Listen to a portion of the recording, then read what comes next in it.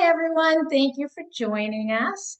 I am very lucky today to have CPA David Sontag joining us, and I'm Joanne Hamburg with the Real Estate Exchange. So today we are talking about capital gains and how it affects you when you're buying or selling a home. So I will let David introduce himself a little and tell us a little bit about your company. Hi, my name is David Sontag, CPA. My practice is that of Leominster. I've owned and operated the practice for the last 12 years.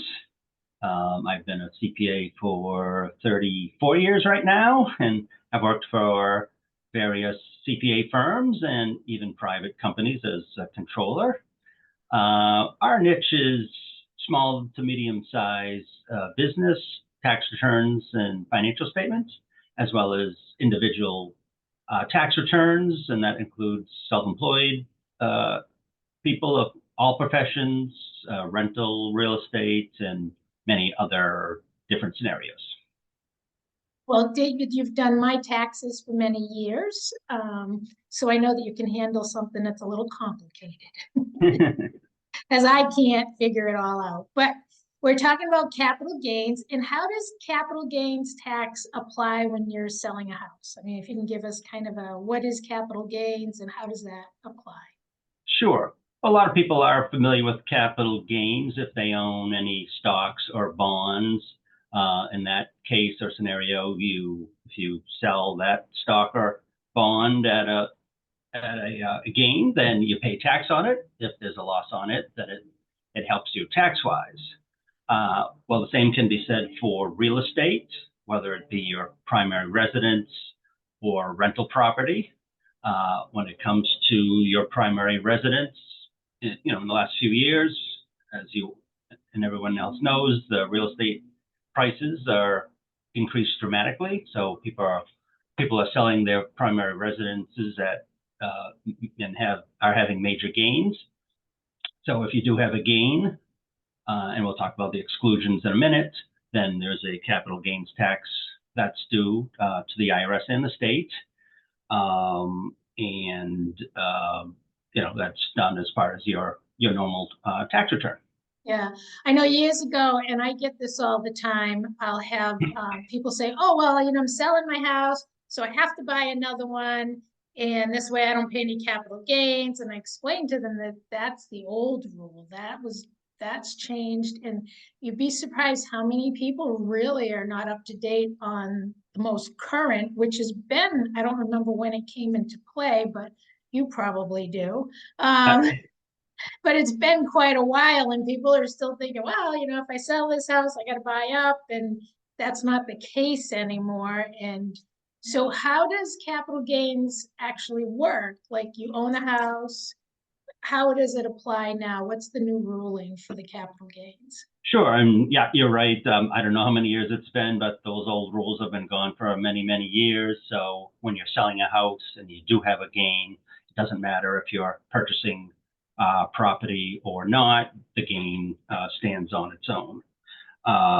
But if you sell your house, if you live in a primary residence and have lived there the last 2 or 5 years, you are exempt by the amount of $250,000 of the gain. So if you're a single taxpayer and held and lived in your house for the past 5 years, and the gain was $250,000, then there is no tax due. Likewise, if there are more than one owners, or 2 owners, a married couple, or they don't have to be married, there's a $500,000 exclusion on the tax. I think that's awesome. To have a $250,000 for single person tax exemption, or $500,000 for 2 people, a couple, or 2 people with joint tenants. That's a real benefit. I mean, we have a lot of young couples that are looking to invest and get into real estate. And a lot of times we'll suggest to them, listen, just buy your first primary residence, live in it 2 years, do some repairs, and then use that money to buy the next one and buy up, because you wouldn't have any capital gains as long as you live in it 2 out of the last 5 years. And I think, you could do that every 2 years, right?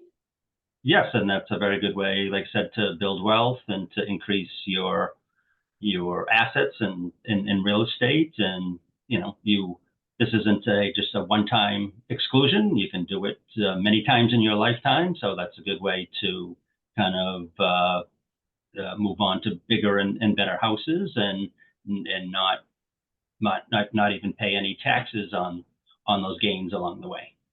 Yeah, I mean, I think it's great.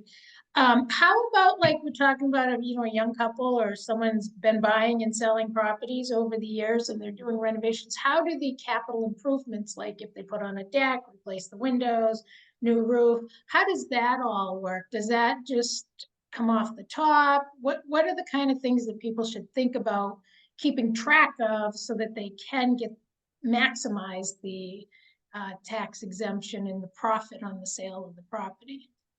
Sure. Not too many people think about doing this, but it's always good to retain, the original HUD or disclosure statement from that house sale, and to also to keep track of any renovations that are done along the way instead of, maybe 20, 30 years down the road trying to recreate everything.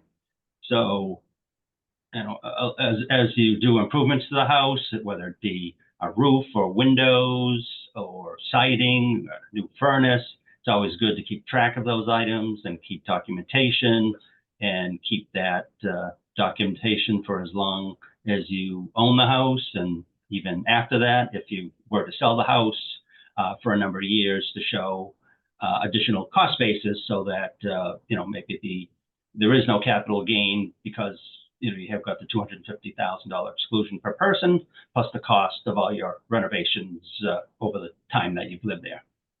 Yeah, I mean, that worked out great for me. I lived in my home for almost 30 years. My husband and I were eligible for a $500,000 tax exemption, and I kept a lot of receipts. So thank goodness I had everything, because it was a little house when we bought it, but by the time we sold it, it was quite massive, and worked out really well so that we were able to use that money to purchase our next home, which was really helpful. What about like real estate taxes? We're talking about stuff that you can write off. Can you write off like real estate taxes or homeowners insurance or any of those things? Can any of those be applied towards the capital gains? You potentially could. Sometimes if maybe you've purchased a new house and your primary residence now becomes an investment property, you could potentially use some of those expenses. Not too often, because usually when people are selling a house and buying a new one, it's a transaction that occurs pretty close together in time. I see that instance once in a while when heirs are selling like a parent's house, and it's not a house that they've lived in, but they have certain carrying costs until they do sell the house. So that would basically be when someone would possibly inherit a property. Correct. Yeah. Most likely, yes. Yeah.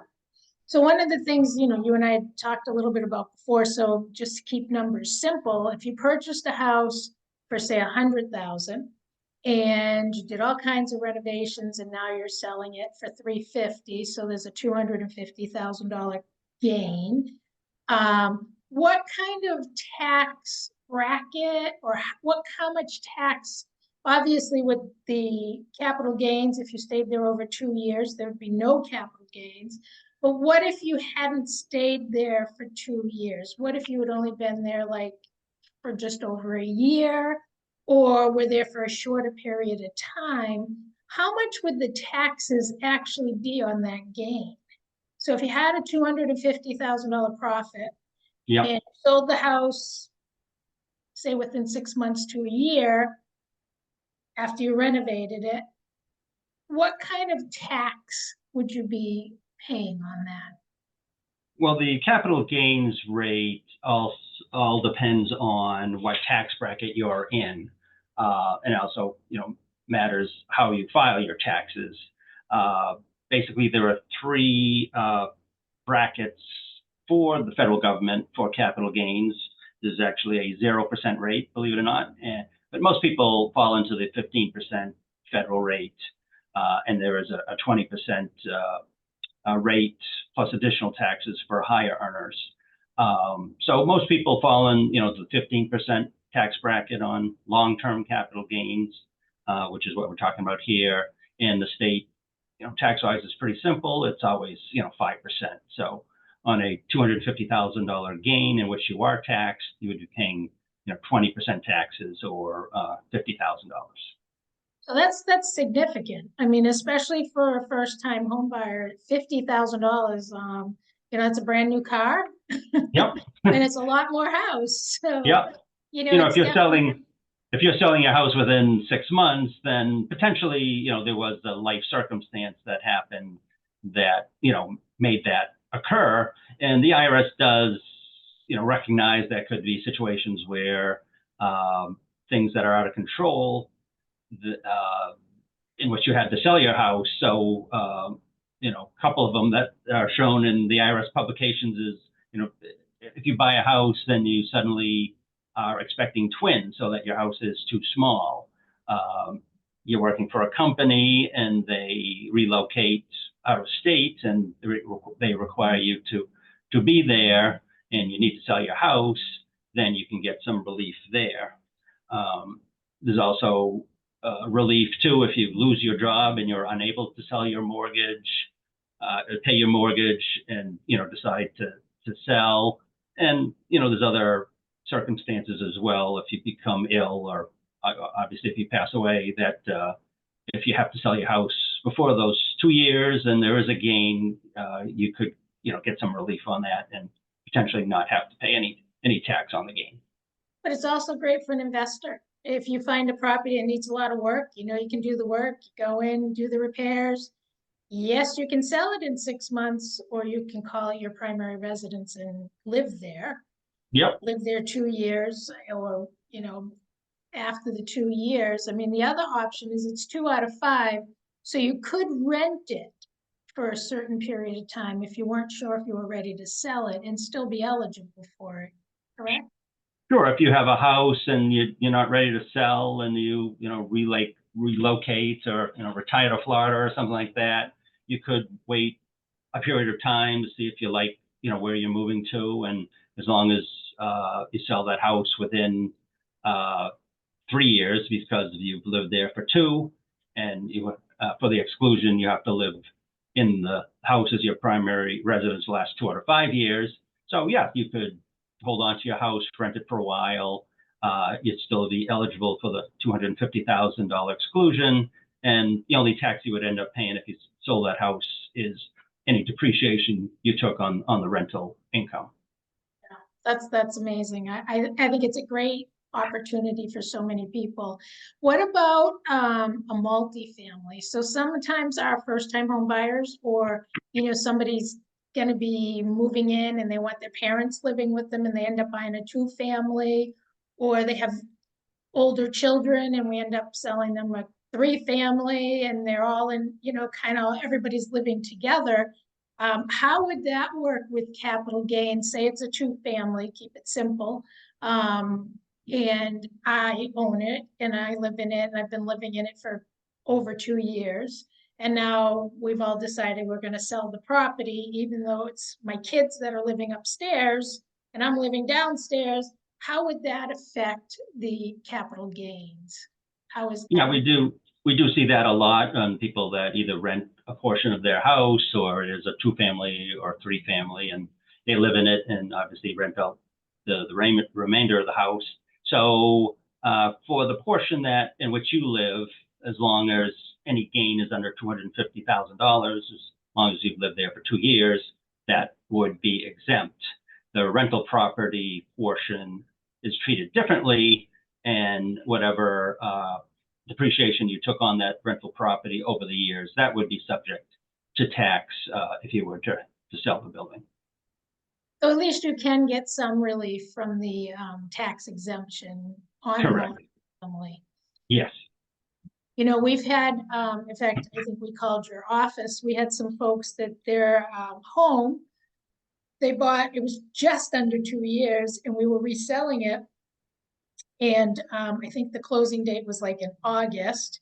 And they had bought it in September, so we reached out to you to see, does it make a difference? Should we push the closing out till the end of September or whenever it was? Or should we just go ahead and close it because of the capital gains? Because there was a potential that they've been there 2 years. They did have quite a bit of equity, and even if it's not 250,000, maybe it's only 100,000 in profit. They would still have that complete write-off. It doesn't have to be 250.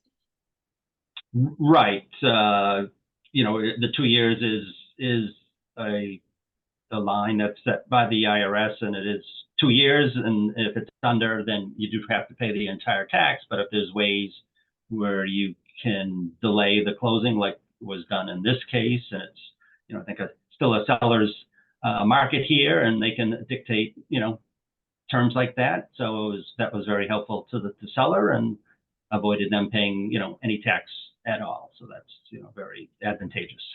It's just something nobody really thinks about.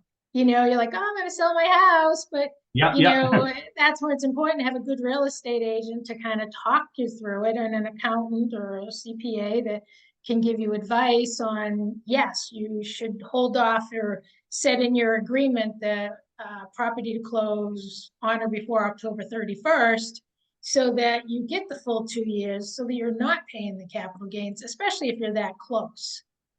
And of course it depends if there's a profit or not, but these are things that a lot of people don't think about. People should use their real estate agent and their CPA proactively before something happens, before they do something, because after it's done, it's not much you can do about it. I make a lot of phone calls and ask a lot of questions. That's because the way to do it. I would rather know ahead of time than to say, oh, shoot, I should have waited a month or whatever, right. Because the taxes are taxes, and I'd rather it in my pocket. That's exactly. Why pay taxes if you don't have to? Yeah. What about a gift?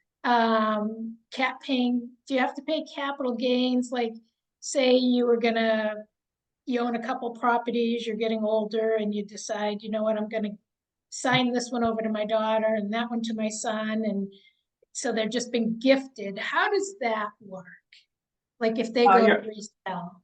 Sorry. Sure. Yeah, we do see that on occasion as well. So if a taxpayer purchases a house for $100,000 and then gifts that to, say that one of their children, then that person's, the original purchaser's cost basis becomes the new owner's cost basis. So it would be $100,000. If the person that the house was given to lives there 2 out of 5 years, then any $250,000 gain would also be exempt. So a person could be given a house that was purchased for $100,000, live there for a number of years, sell it for $350,000, and potentially pay no tax there. Of course, when you do inherit a property, if someone's passed away and you did inherit it, it's one of those things you definitely want to talk to your CPA, your attorney, and make sure that you have all your ducks in a row, because you don't want to pay any more taxes than we have to, Yeah. Inheriting a house can be pretty complicated.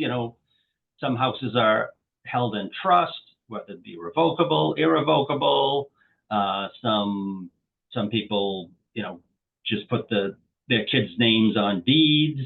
Some siblings just outright inherit property. So there's many scenarios to be looked at, and all with very different tax consequences. Yeah, well, of course, we can't give everybody specific advice, but if they wanted it, of course, they're always welcome to reach out to either one of us. What about when a couple's getting divorced? I mean, that gets a little messy. So how does that affect?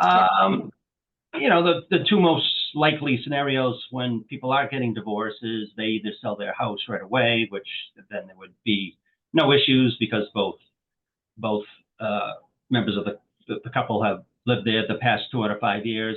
But there is a provision in the law that if a couple goes through divorce, and I always like to see this documented in the divorce decree, but if down the road the house is sold, the person that does not live there anymore still can consider that former house of his or her as a personal residence, so thus exempting them from $250,000 of gain.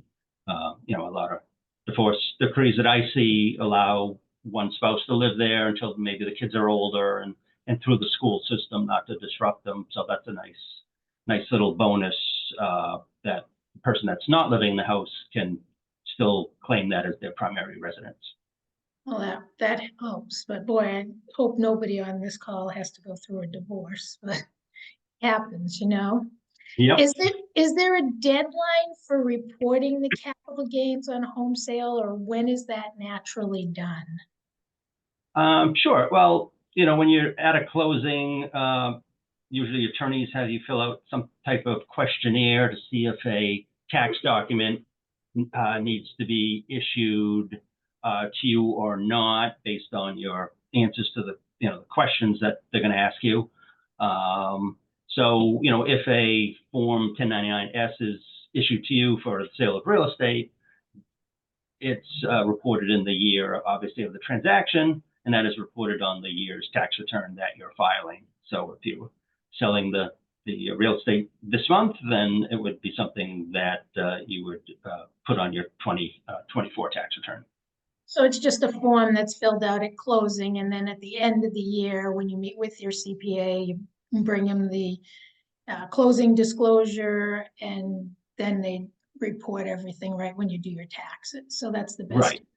Yeah. And I've had a number of good proactive clients who have reached out to me knowing that they're selling their house, seeing how that's looking tax-wise, because they know they've had some huge gains, and, kind of walking them through, trying to collect information to, establish what the gain is, or, maybe they are exempt from the gain and any, potential tax there, but it is, due on your next filing of the tax return, due April 15th of the following year. Yeah, well, that's good to know. Are there any upcoming changes that you know of regarding that might be happening or coming forward regarding the capital gains tax that viewers might be interested in learning about? Well, with taxes, I usually see at least once a week some proposal from either side of the aisle about capital gains or taxes in general. Usually I've seen in election years, there's very little talk about taxes and tax changes. So there is nothing on the horizon at this point right now that would change tax law in a major way, or capital gains as it is now. Another thing, we don't see too often, but sometimes we'll have like a non-resident alien that has purchased a property. How does that, how are they eligible for the capital gains tax exemption? How does that work? Yeah, I have never dealt with that, but I understand that, non-resident aliens can also be eligible for the $250,000 exclusion as long as they've met all the requirements. And when non-resident aliens prepare a tax return, they have to do it individually. So if they were married or are married and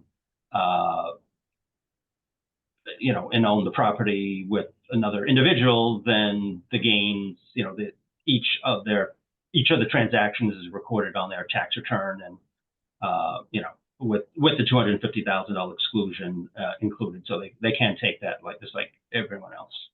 Yeah, but I mean, you can see the huge advantage of purchasing a property, making it your primary residence, living there 2 years, and having, I mean, we kept it very simple of a $250,000 gain that you would profit $50,000 that you didn't have to pay in taxes. Right. Yeah. That's huge, and so it's really something for first-time home buyers or anyone who's looking to purchase a residence that they're going to live in, to think about, and especially to think about when they're going to resell, to make sure that they've hit that 2-year time frame. Now, what about, just on another note, what about investors? Is there, like, if you're not going to live in the property at all, is there any benefits for them for capital gains? I don't believe so, but no, they aren't able to take the $250,000 exclusion. But if you do have an investment as a house and you hold it for more than 1 year, either by flipping it or otherwise, capital gains rates in general are lower than regular tax rates. So you don't have to be an investor. You can be, any person that could purchase a house as an investment tool and flip it or sell it and take advantage of lower federal tax rates.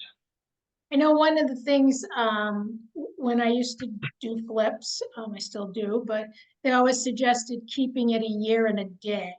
Can you explain the difference between before a year, if you were to buy it, resell it, and flip it, say you kept it 4 months and sold it, versus 366 days, or a year and a Sure. day? Yep. What kind of, for an investor, on a different note, what are they looking at? What's the big difference? Sure. So any sale of any capital asset, including stock and real estate, if you're selling it and having a gain, then that is taxed at your ordinary income tax rates. So what is that? That is what bracket you fall in when you file a tax return. So I've seen cases where people have had huge gains, and unfortunately they're short term. So those taxes can be in the 30+% range. So I do suggest, if it's possible, when you're doing a flip or investing in a property, knowing that cash is king and you can't always sometimes afford it, but if it can be held for a year, then you can take advantage of the better tax rates. Generally, like I said, for federal 15%. So if you're doing a flip, and maybe find someone who's willing to rent to own and wants to, rent it for 6 months, see how they like the property, and then potentially buy it there, then you'll have held the property for a year, provided it took you 6 months to also do the flip. And it's, a win-win situation. Obviously, if you're holding the property for additional time, there's, like I said, the carrying cost of interest, plus, making sure the house is insured in that time. But it can, save a lot of money in taxes. I know whenever I've done a flip, I always try to just take a percentage as a cost. It's an expense. It's going to be gone, so don't count on it. And Yep. I know the first time I did a flip, I almost cried because I could have bought a brand new car, what I paid for taxes. That was a very big learning experience. But this is one of my favorite subjects, so I really, really appreciate you coming on with me. I did do a book, and it is on Amazon, Unlock Tax Savings When Selling Your Home, with understanding the Massachusetts capital gains tax, and it is available on Amazon if anyone's interested in picking up a copy. But David, thank you so much for joining us and for sharing You're very all welcome. your knowledge. It's been great seeing you. If anyone has any questions, you're always welcome to reach out to either one of us. And for all your real estate needs, give us a call at the Real Estate Exchange. Thank you again, David. I appreciate it. Have a wonderful day, everyone. Thank you. Bye now. Thank you. Bye-bye.